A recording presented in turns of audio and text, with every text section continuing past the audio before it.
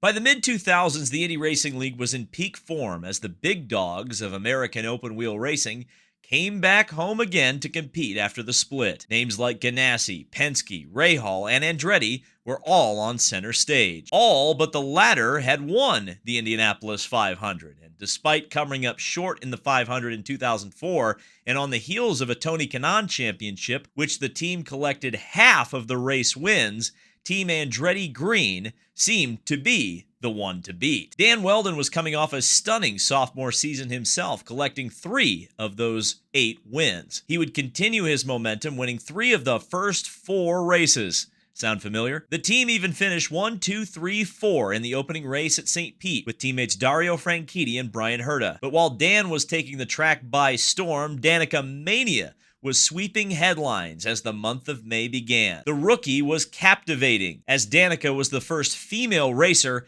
in top-tier equipment with a team that had won the previous year's 500. Would this be the best chance for a woman to win the race? The national media seemed to think so. The race began with Kanaan on pole. Championship leader Wheldon was mired in the back of the pack after qualifying a disappointing 16th. Teammates Kanaan and Franchitti quickly swarmed the Penske of Sam Hornish and ran first and second for the first quarter, while Wheldon stalked his way up to 10th by lap 35. By lap 65, he was up to 5th. In the meantime, on lap 56, Danica Patrick became the first woman in history to lead a lap at the Indianapolis 500. Attrition would play a major factor in the 2005 race. Contenders Scott Dixon, Bruno Junqueira, Thomas Scheckter, and even front-row starter Sam Hornish were not safe from the Speedway's walls. It's been long said the race begins in the last 50 laps at the 500, and appropriately on lap 150 during a yellow flag pit stop,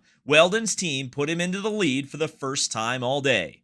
The climb from 16th to 1st was complete, but would he be able to hang on? As it does so many times at the 500, it all came down to the final restart. At the line, Danica Patrick launched past Wheldon to take the lead, her team telling her to go full rich on the fuel setting. With 10 laps to go, Patrick led in convincing fashion, and fate seemed to be shining down on the rookie. But it was not enough to escape the clutches of the Lionheart. With 7 to go, Wheldon overtook and sprinted out to a commanding lead. In a broadcast that gushed over Danica Patrick, it would be the swanky Brit who would steal the show. Beginning the Lionheart legacy, Dan Wheldon would take the checkered flag and race himself into racing immortality. The Lionheart legacy would continue throughout the rest of the season, the Indy 500 being the staple victory.